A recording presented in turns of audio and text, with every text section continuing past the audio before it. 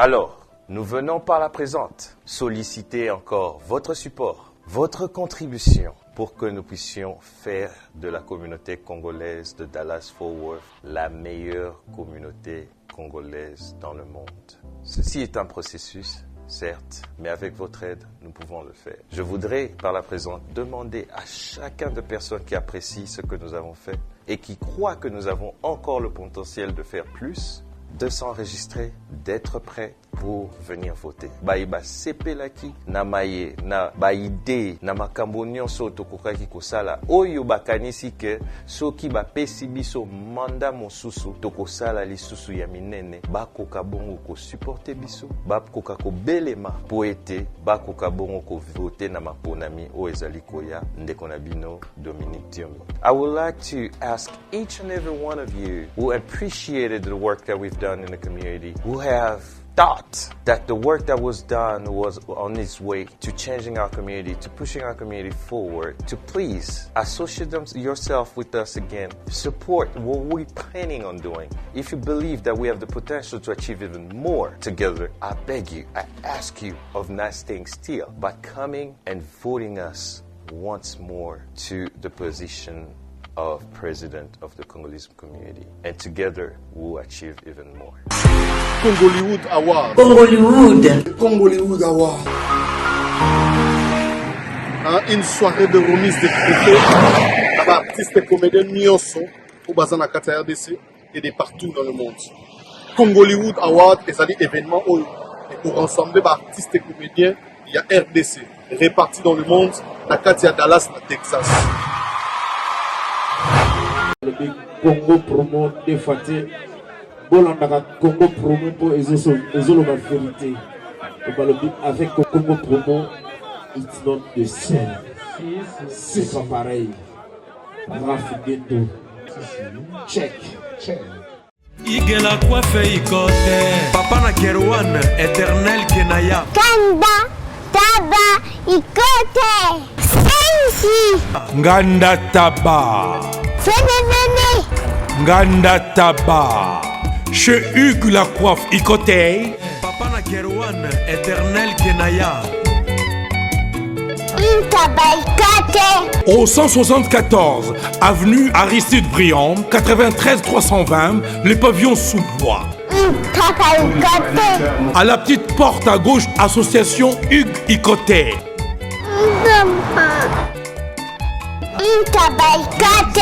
01 41 55 0000. Ntaba Ikote. Descartes Construction et yeah! Fini l'inquiétude pour la réalisation de vos constructions de rêves en RDC au prix imbattable. Grâce à votre entreprise installée en RDC uniquement pour vous, spécialisée en construction, réfection, bâtiments, immeubles, vente de terrains, travaux publics, avec les ingénieurs architectes qualifiés au prix incroyable. Descartes Construction est aussi spécialisée en luminosité des bâtiments et éclairage public, installation des systèmes d'alerte, intrusion pour des maisons et véhicules et tout d'autres services. Nous acceptons aussi les paiements par tranche au prix incroyable. Pas d'hésitation avec Descartes Construction. Vous serez jamais déçus. Pour tout contact, notre email est descartesconstruction@gmail.com. Notre numéro de contact plus 447 93 92 82 813 et appelez-nous pour Kinshasa plus 243 89 91 56 86 2. Descartes Construction à Tozana Mbongo Moké, opération Tongana RDC. L'agence d'export et d'import Michel Atlantic Shipping et yé bana ya Canada, bana ya USA, bomi tongisa lisusu te. Pour tous vos achats et ventes de voitures, pièces de rechange et les accessoires possibles. Na koti na ba koli na bino na Kinshasa, bomi tongisa penza te. Please, bakoya koza koli tina ndako.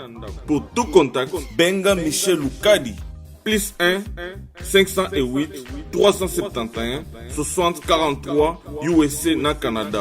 Pour la Kinshasa, benga na plus 243 89 551 30 38. Meshulu Atlantic Shipping, Yaboye, Bazu wapi. Hugues la coiffe Ikote. Salon Hugues la coiffe Ikote. Une machine de transformation des hommes et femmes. Regardez-moi comment je suis. Vilain. Mais attendez, 2 minutes. Bogart.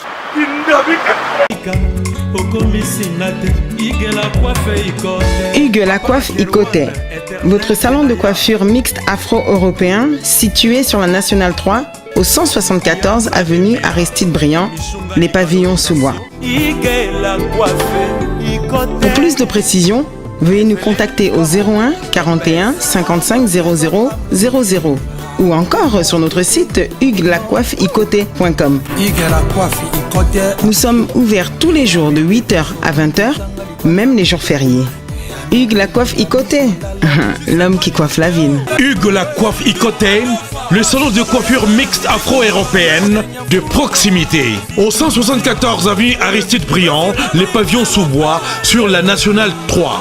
Un seul numéro, 01 41 55 00 00. La beauté de votre chevelure chez votre frère. Hugues la coiffe Ikote, même père, même mère. Chikicha, chikicha, cha cha. La beauté peut tout changer. Salon Hugues la coiffe Ikote. Quelle beauté! Sexy pour les femmes, dindindi pour les hommes. Moni Kombo on a mené des années. Jotan Lobagé, 47 arrestations. Il y a eu des arrestations. Dans le moment où c'est ma femme, les amis de la corporation, bata quartier, bakangi su Joana. Si quoi comme que so kangi mukimba yeke bakangi Daniel Saf. J'ai commencé ce combat très tôt. Joe, c'est un appel, c'est une vocation. C'est une vocation. Donc, on a la ligne, là, comme Tshisekedi de lobby. On a Daniel Saf. Que lobby, on est bal. Mon Tshisekedi de la Koufina gloire, na on est Rwanda. Na comme Tshisekedi de lobby. Na comme Thomas Sankara lobby. Na comme Nzombo Keita lobby. Na comme Kasavubu ya lobby. Na comme Lumumba ya lobby. Donc, Joe, Daniel Saf, c'est esa incarnation. Il y a des grands esprits supérieurs. Nakati na mona Tshisekedi azali. Nakati na mona Lumumba azali. Nakati na mona Thomas Sankara azali. Nakati na mona Marien Ngouabi azali. Ozona nanga. Nakati na ngo pusali penda. Ofandi peno moni blanc. Moulele. Oh moulele. Donc j'ai vous savez il y a village Koto Kasavubu. Il y a un Kasavubu. Donc en fait Daniel Safou, c'est la synchronisation des esprits supérieurs à moi. C'est les enseignements des maîtres. Ce sont des maîtres. Tshisekedi de jour, c'est un maître. Mukishi, c'est un maître qu'on peut invoquer. Tous les jours, je plaire, non, Bakunda, grand maître était. Et ces enseignements-là qu'on a intériorisés. Même ce Dieu le remonte, Tshisekedi dans une perception bien. Un jour, pouvoir les anabalabal. Mais puis nous sommes la une fois pouvoir les anabalabal. Bon récupérer un pour les pouvoir nabino. Aujourd'hui, Joe, le pouvoir de Kabila, c'est dans la rue. Dans la rue. Où est notre intelligence? Où est notre intelligentsia? Où est notre capacité d'organisation et d'obtenir le pouvoir? Qui aujourd'hui se retrouve dans la rue. Alors là, on sous-entend qu'il y a un niveau d'opposition, mais le mot peut moins mboutou mboutézali. Il y a il y a l'absence des laboratoires appropriés. Congollywood Award. Congollywood Award. Une soirée de remise de trophées. Artistes et comédiens nyonso au bazar na kata RDC et de partout dans le monde. Congollywood Award est un événement où pour rassembler artistes et comédiens, il y a RDC. répartis dans le monde, na kati ya Dallas, na Texas. Le Congo promo défaté.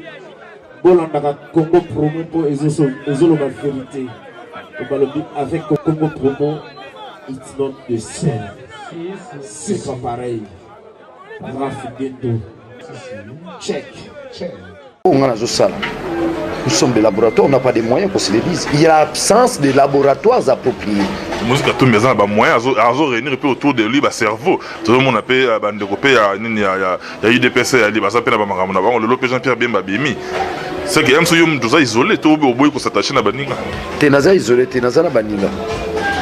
Nazana Baninga, mais on a imploré ou on a déploré un laboratoire puissant.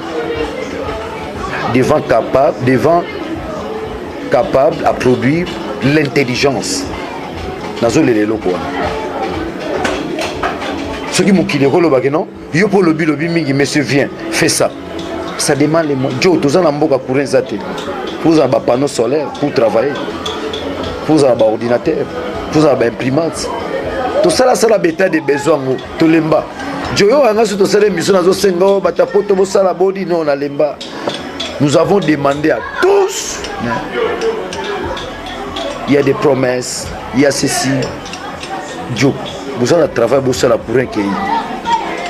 Incohérence, maman, écoute même dans le raisonnement, la Bible, maman, ça. Kabila a fait son discours. Le lendemain, l'opposition a réagi. En tant que bloc, vous ne sentez pas encore la réaction. Contre-attaque. Contre-attaque, il faut Salaki déjà. Gabo déjà tant qu'individu à Salaki. À Salaki déjà. Et puis on a Massalangaï, tout, j'ai réagi. Au lendemain, j'ai réagi.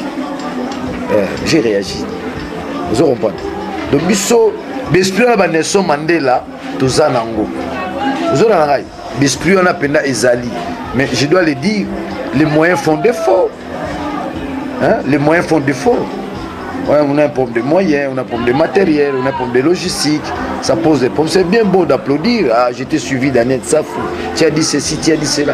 Mais où sont les moyens qui vont nous permettre, même de manière. Nga mi devise à Bamassa na Burkina Faso. Arambe. Oui, bien Arambe, on l'a sani. Arambe, déjà guerrier, je sais. Arambe a guerrier. Il y a une équipe moi les Arambe Stars. Bila Bela Emban. Arambe,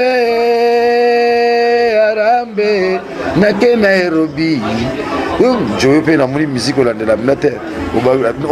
Arambe, ils en est une Chisani. Vous en avez il y en a 10, il y en a 10, il y en a 20. Lorsque vous faites la sommation, ça vous donne 100. Moi, je pense que c'est ce que les Congolais doivent faire. Mettons-nous en épreuve. Mettons-nous en épreuve. Nous puissions aller de l'avant. Au Monidjo. Tout ce qui s'est dit autour, il y a un processus électoral. Moi, je vous dis, Joe, c'est fondé autour des mensonges. L'accord n'a jamais été appliqué. Et le remonté Salama, l'avenir aujourd'hui, il y a Congo est commis biaisé. Que le monde le sache. Même la communauté internationale qui est censée accompagner, n'est-ce pas, les paisibles citoyens. Asa déboussolé.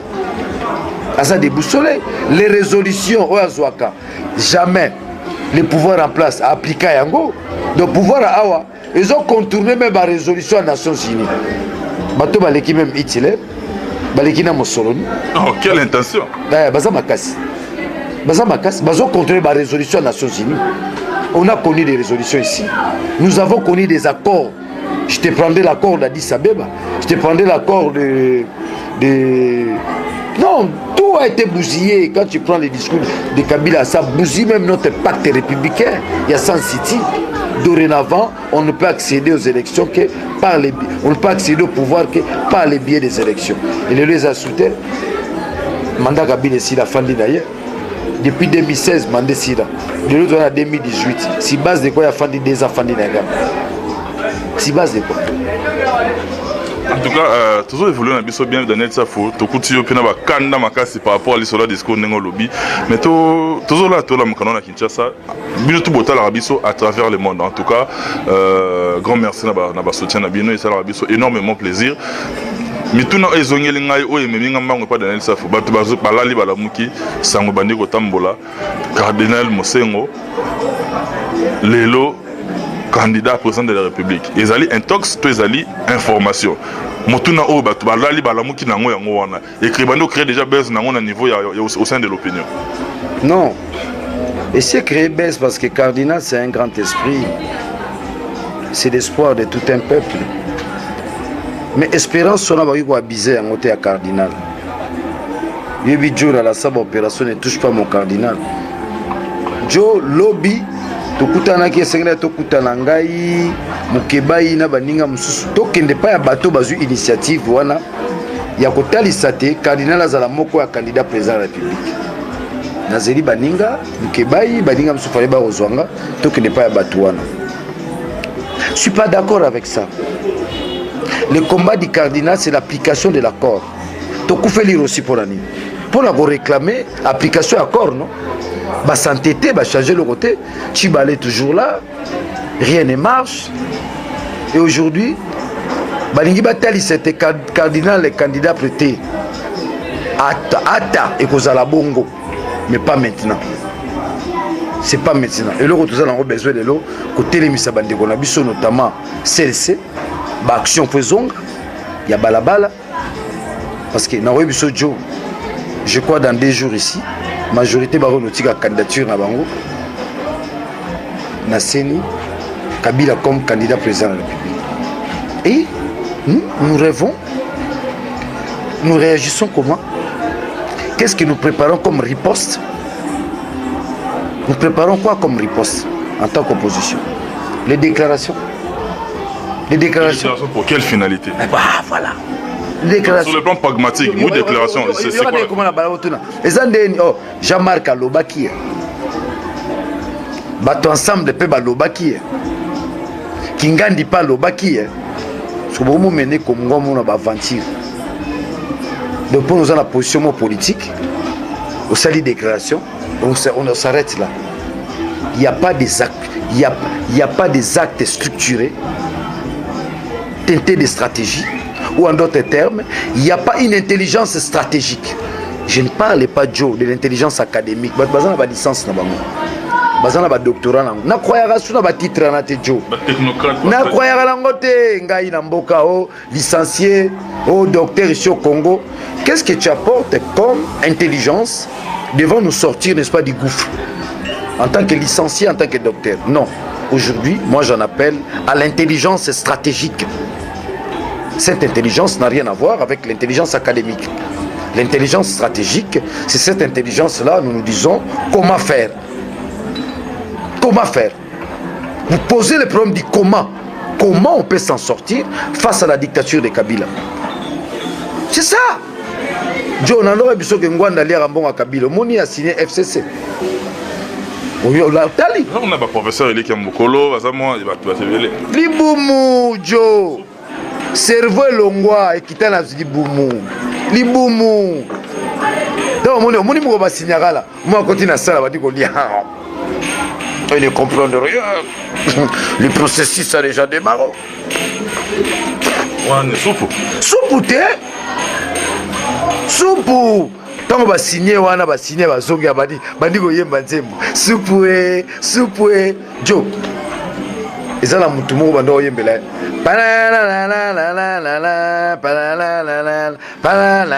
Obinzembo so va tiens, faut tiens moi fier.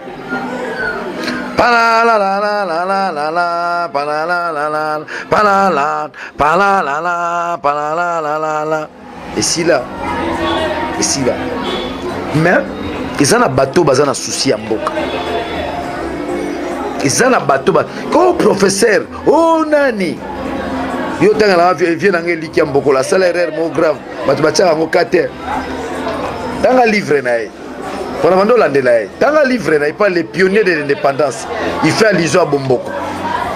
Bomboko a pionnier d'indépendance. Il parle même que Bomboko a la table ronde. Bomboko a la table ronde. C'est erreur scientifique. Donc c'est Balamolo Rosa, historien mo ya soupe. Il y a les boumou. On dit déjà dans ses recherches, il met toute une jeunesse en erreur. Bomboko na bengaye professeur Elikiam Bokolo c'est la cinquantenaire na bivier Je lis ici, vous parlez de Bomboko comme étant pionnier de l'indépendance. Non, Bomboko n'est pas pionnier de l'indépendance. Non, Bomboko n'est pas pionnier. On retrouve Bomboko dans les collèges, dans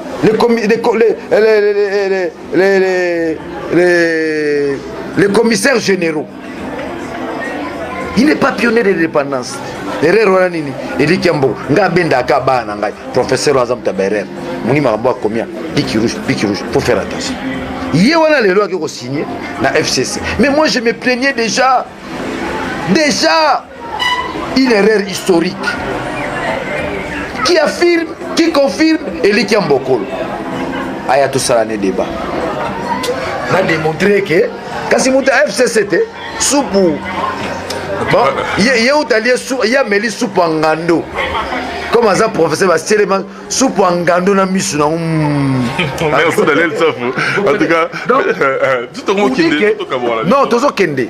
J'en appelle au monde, à la diaspora. Nous puissions mettre en place une intelligence appropriée, liée, n'est-ce pas, à l'intelligence stratégique. C'est-à-dire quoi? La résistance. Tout ça débat du Bassala. Tout ça débat du Bassala. Binora, sorti les derniers ça moi ça mon colonna. Alors on dit au PC injonction. Nali comme on a Moïse Katumbité. Nali ko sala boete. Non, organisons-nous autrement. Madame Annika la na Suisse scooter à mon dernier ça faut boire. Zana lo berana ngamoro. Na candidat na matete. Ngana tchana bandal. Na moni balcon et boukana. Maman Martha a mal à l'aise avec l'esprit où tous en angoisse tient Tshisekedi wa Mulumba. Nous drainons des foules et des foules. N'habitez n'a qu'il est matété. N'a qu'il est matété. Tout le monde a dit sa campagne. Ma maman, moi. Au monde n'a pas l'aide. Il y a un peu ça contre Randi. Avec moi, l'angaï. C'est Robeko, au gagné Nérombo. Ma mère, sans sentiment, avec objectivité. Nous sommes Robeko, Kuna Batouba pour réclamer. N'a mon amba. Moi, on a voté. Et je sais que Batonagno sont battre sans pitié. Ils ont péché contre le peuple congolais. Ils ont péché contre l'esprit de Tshisekedi. Ils ont péché contre, n'est-ce pas, la bonne gestion. Ils ont péché n'avoir pas répondu aux besoins, n'est-ce pas, fondamentaux du peuple congolais. On va battre parce que le lot Daniel Safou, c'est la symbolique de la résistance. C'est le symbole du combat. C'est les martyrs vivants. Merci Daniel Safou. Nassi cité pardon. Bala matete Nassi na ebisabino tout bazana poto diaspora nyonso. Tous les Kinois. Boye bango ke lelo objectif ezali tobotola Kinshasa na Mboka Kimbuta. Les plus grands combats c'est au niveau des Kabila. Mais cela n'empêche pas de faire sabino d'informations de manière sectorielle. Kinshasa, c'est une ville stratégique. Mais je sais mais faut que déjà rolobango. Pas vraiment l'assistant, tu as un projet danger, tu laisses indiki là, tu salé non. Biso to zali banelaka, bano kimbanga lobelaka na sanda na 1921. Banelaka baoya. Banelaka bakoya, banelaka ngoza biso. Bano fumu kimbanga lobelaka. Tu commis déjà. Le temps où il y a un piège, non, il y a qu'à tirer, mais tirer. Il y a qu'à enlever, mais enlever. Et aujourd'hui, je vous dis, la puissance, c'est l'opinion. Quand Daniel Safou s'élève contre le régime de Kabila, nous comptons beaucoup plus sur l'opinion nationale et internationale. Dans ce sens-là, ils ont été guerre à David et à Goliath. Mais vous avez likia Goliath à Okoya. Azasu musikate. Kwa Goliath n'est pas à Nzembo à Kokangote. Et Tangwema, Dikamba Mabele, Tangwema. Et Tangwema, Dikamba Mabele, Tangwema.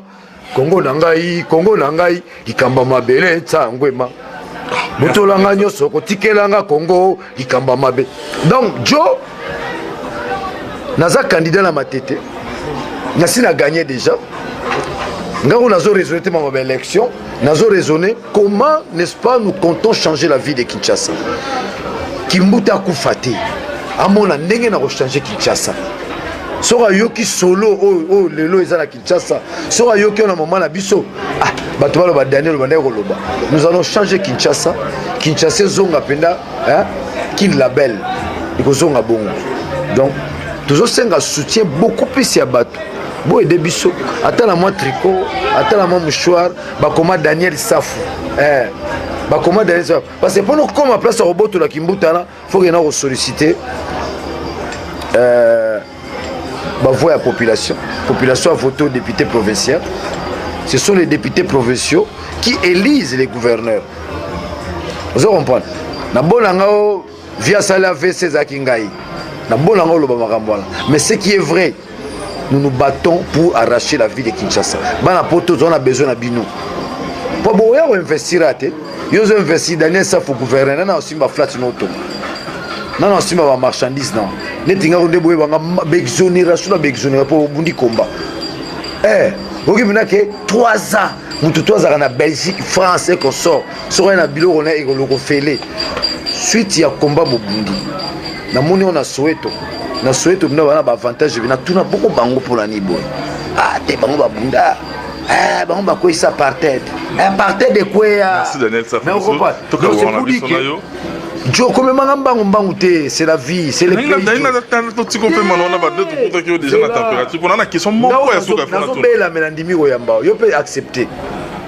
Nous allons dans l'élection à Lukuta, mais nous nous disons que dans le laboratoire,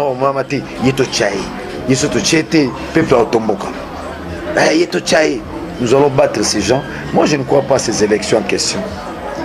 Je ne crois pas à ça. Mais na quelqu'un kapona ezala teke des bakino bakidi bakolo na kena ndengwana et tout en sachant peuple ne muta réclamer ngai na linga na kendete ya moni même la affiche nanga faut comme Daniel Safu la volonté du peuple ne muta benginga babiyo tout monde a yo posa moi mayele so total yo na yo leke moi mayele ye nani kasi ba vient na matete tika vient na sommet déjà ba balona on est là déjà vient na sommet da voilà vient na solo bela yete via zam ta PPRD via yana palais expliquer petit na longwa PPRD ça reste à vérifier ça reste à vérifier baze bele baba ni rombo ngazo beta matete na moamba lemba kisensu ngaba wana pena place na kangi Banerombo babiyo kamala sobo nerombo asali des mandats abimisa talo amorote des mandats qui sont pour qui sont contre des abstentions. Le parlement c'est un travail technique, ça nécessite de l'intelligence, tu dois avoir des prérequis scientifiques, tu dois avoir des atouts, tu dois avoir une vision, c'est ça l'intelligence.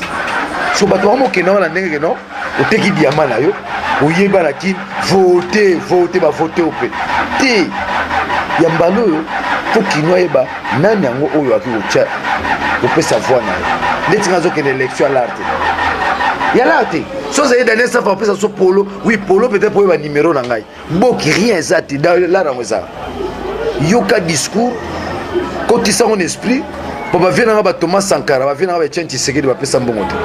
C'est-à-dire que Zoa Daniel, ça faut bien vraiment Zoa et Pena gros plan. On s'adresser en 1 minute. On va tout bataille à travers le monde.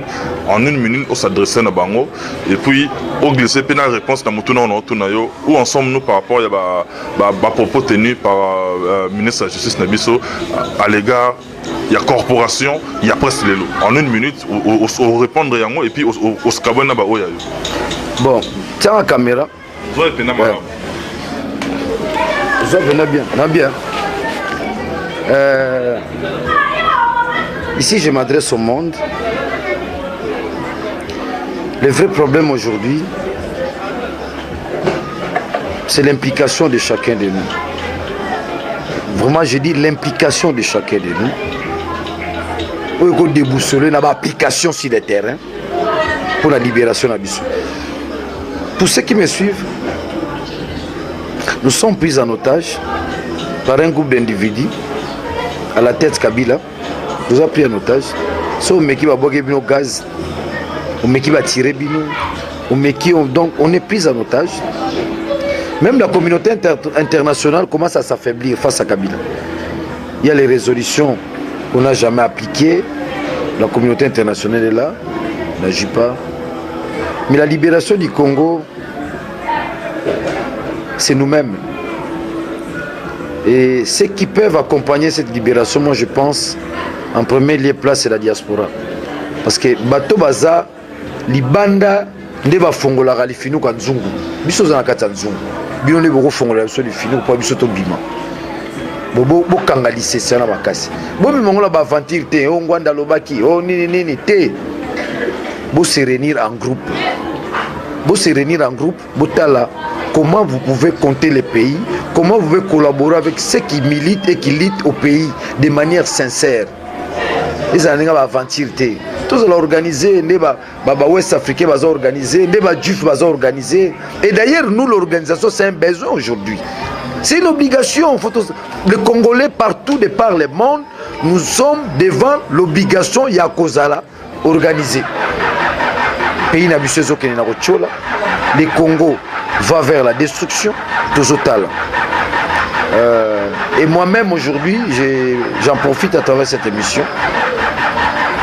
N'a postulé. Je crois que je ne dois pas rester journaliste. Ça ne suffit pas. Et je dois aller là où se prennent les décisions, là où il faut doter les pays de lois. C'est ça le travail des députés. Et là où on peut réellement être gardien, n'est-ce pas, des acquis de la population. Et nous avons commencé par la ville de Kinshasa.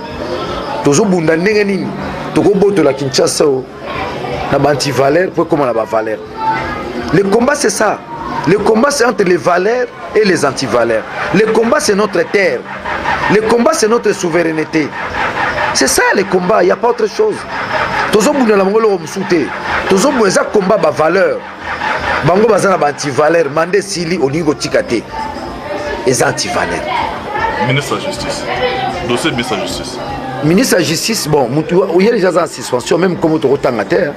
Il un embargo à 6 mois, mais ça ne suffit pas. Les années naïe. Bon, bah, tu as dit que ça finga ba député. Finga ba député, les années naïe. A bombarder ba avion, les années naïe. A ça m'a embêté. Mais a bêtis ce que c'est que ba bêta raté. A bêtis ce que c'est que ba bêta boma. A bêtis ce que pas bisomo ba journaliste.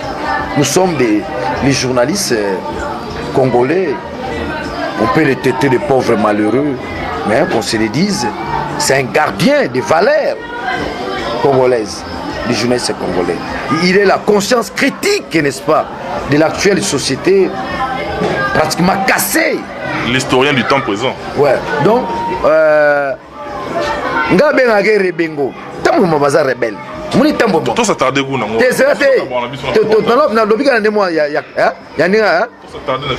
Tambo Mwamba aza rebelle. Mutu déjà tant azoni mako tirer muniga ni mutu. On a des grands mutu. Mais donc rebelle nyo surtout foi bagaboma. Merci de m'amener à la lièvre la linu. Bijoanga kokate jo et sobo.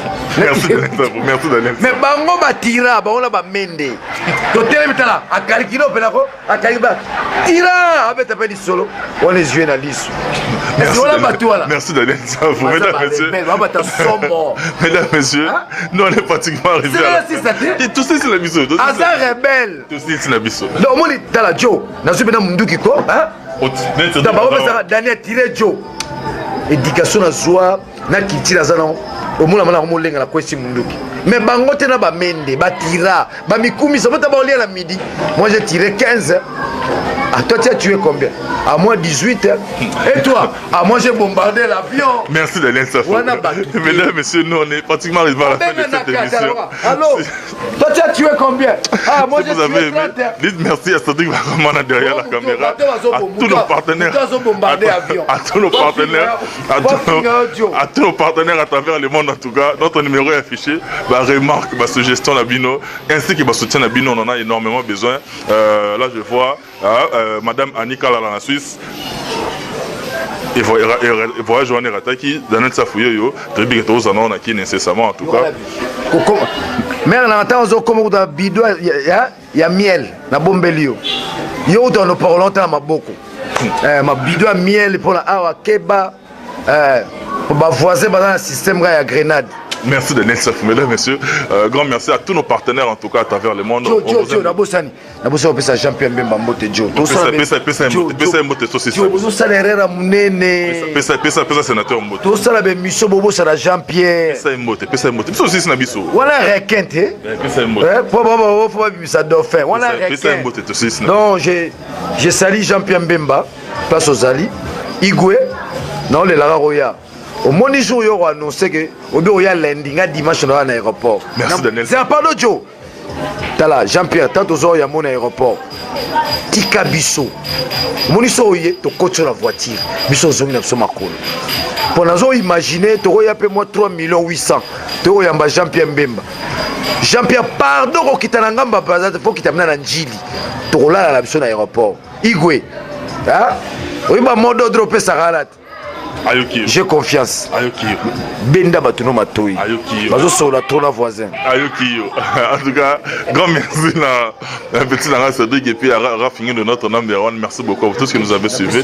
On a commis la soukou. Donc, quel est le premier dernier, ça fait passer au mot. Yayambo. Yo na bisara yo za mambo candidature. Yo bisomoto lokelo poste. Vice ministre de la culture. Na peso moto Yayambo. Je salue tout le monde.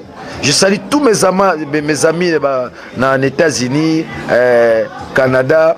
Boye bangoke, likambo soupo ndaka les philosophie et idéologie. Et zola kisa, batakoto na batakoto. Ma voisin, Batama Boumou. Merci beaucoup et d'ici là, portez-vous bien. Bye, à la prochaine.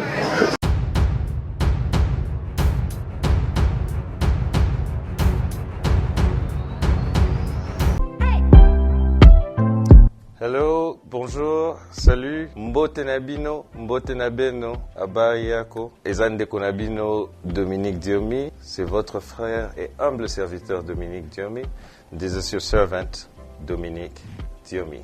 C'est un plaisir de me présenter devant vous à la fin de mon mandat au sein de la communauté congolaise de Dallas-Fort Worth. It is a pleasure for me to present myself in front of you in the term of this mandate that you gave me 3 years ago. Ezai sengo mingi pona ngai yako telema liboso na bino awa tango ya manda oyo bopesaki nga ekomi na suka na yango. Je voulais simplement vous remercier pour la confiance, pour le support et toutes les prières et l'accompagnement dont nous avons été témoins. Nalungaki ko pesa matondo mingi na moko ya bandeko ya communauté congolaise de Dallas pona lisalisi oyo bopesaki ngai support na bino elongo na mabondeli malendisi ya ndenge na ndenge po ete tokokisa makambo oyo tokokisi na manda oyo.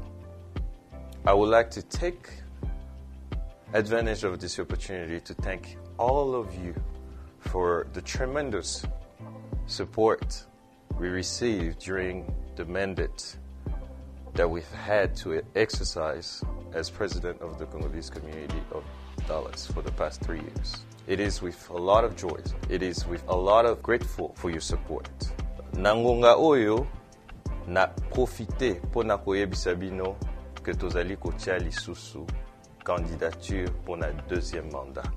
Je profite de cette occasion pour vous annoncer notre candidature pour un autre mandat. I would like to take advantage of this opportunity to announce that we're running for a second term. Durant les 3 années passées, nous avons accompli beaucoup de choses avec vous. Nous avons poussé notre communauté. Nous avons élevé la bannière de notre communauté plus haute. Mais il y a encore beaucoup de travail à faire. During the past 3 years, we've done a lot of things. We've achieved a lot of things together. We've moved our community forward.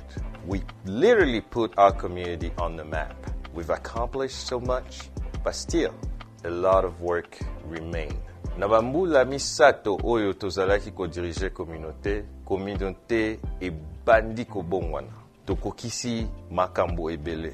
Tosali ba avancer ebele. To elongo na bino to tomboli bendele ya communauté na biso na kati ya mokili. Kasi mosala etikali lisusu ya kosala pe nanu tolembi bino te lokola nzoko alembaka mino na ye te tozali na elongo na bino po ete tokontinue kotindika communauté na biso ekende liboso. Alors, nous venons par la présente solliciter encore votre support, votre contribution pour que nous puissions faire de la communauté congolaise de Dallas-Fort Worth la meilleure communauté congolaise dans le monde. Ceci est un processus, certes, mais avec votre aide, nous pouvons le faire. Je voudrais, par la présente, demander à chacun de personnes qui apprécient ce que nous avons fait et qui croient que nous avons encore le potentiel de faire plus, de s'enregistrer, d'être prêt pour venir voter. Baïba sepelaki na maye na baide na makambo nyonso tokokaki kosala oyo bakanisi ke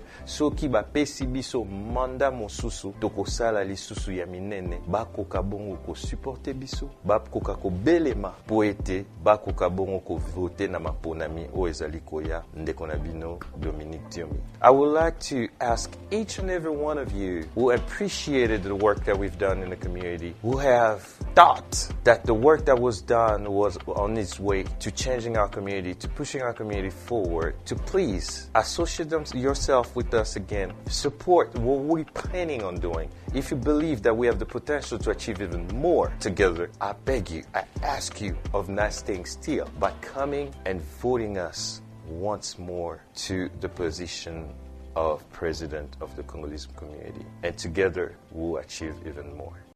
Eindi eza ya koyinda nakoloba te lisanga ya banganga lisanga ya bana nzambe selola toujours pechanga exil moi lilobeke sanga bien babi bana Dallas tozoya na Congo lunda wa babi toloba mingi te po tozoya ne musala wa équipe eza costume ba musu bomoni bango to bomona bango babi tozo ko sepesa bino boloba bolela ki bozela ki biso mingi tozoya vraiment cette fois-ci jamais quoi tozoya bana ba le 5 août bana août nde ba 5 sibaga mbo eza ko yinda toya dinana okoloba te ah oui événement eza ya biso bana août na bana Dallas je veux dire tozo fêter ensemble na bino ah oui bana Dallas bosuma ba billet état nyonso ya Amérique bosuma ba billet spectacle est chaud et puis toujours il y a pour remettre biso ba trophée na biso tozo mérité donc nazo benisa bino nyonso bosoma ba billet partout bisika nyonso bozali Congo Wood Award nulle part ailleurs aya et pas Clément chaud moi c'est Mbinga hein Mundu pete alors tozana basara tozana ba junior Kombozo junior ouais Congolwood ngande tolobi donc le 5 août déjà tozana kata Dallas voilà donc le 11 tokutani contact Clément Chaud hein yubikaka Clément Chaud dans Dallas batu mabillé pour aussi là batu mabillé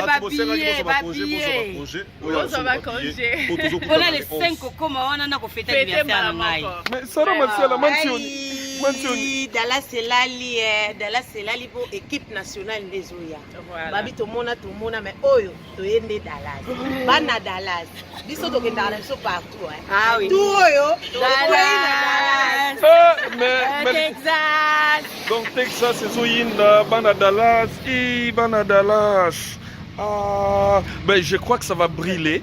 L'événement c'est le 11 août. L'événement parce que là on va nous remettre des trophées. We're gonna come very soon to get our own trophy, the awards. Then we are coming to Dallas. Nakoloba mingi te mais événement ezali le 11 août. Ndeza événement mais biso déjà ba les 5. Netika Katrosa là déjà na Dallas rien à dire.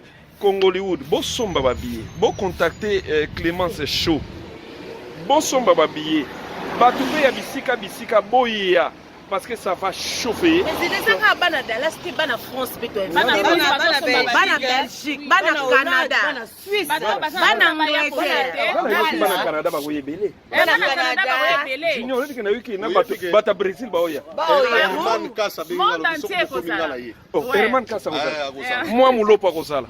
Ansu Luzolo kozala. Videlo kozala. Kalunga kozala. Sila kozala. Ariashua kozala. Mode ben ça va mais nous avons fêté président nous avons fêté Nous autres, c'était ici les 5, Dinana le 8, la cadette de la famille. La 28, donc, il y a les 28 reflétés ensemble. Donc, Eh, Oya et Nzambi. Awa, Nzambi. Nani aozango kota. Nani Yaka no. akozanga. On a lingaka selfie na black and white. Eh. Oh la douche. Chika. Kimi. Chika. Congolais, Congolais, né Macambo. Chicago. Oh, ma fille. tozoya kofete mokili ekomi na suka filme botali filme cartonné ezoya kozwa pe trophée nango filme mokili ekomi na suka tozoya kozwa ba trophée na biso en tant que le bon travail que nous faisons et on vous prévient qu'on sera de retour chez nous parce que nous on y va on rentre aussi c'est Lola toujours c'est Lola rien à dire Clément c'est chaud oh papa Sam Mbengi Clément c'est Mbengi on est ensemble, il n'y a pas de souci, rien à dire.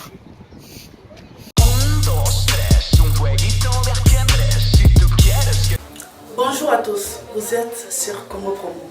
Si vous aimez plus de vidéos, cliquez le bouton en bas, abonnez-vous en masse. Moi, Bérodès, je me suis déjà abonné. Il reste que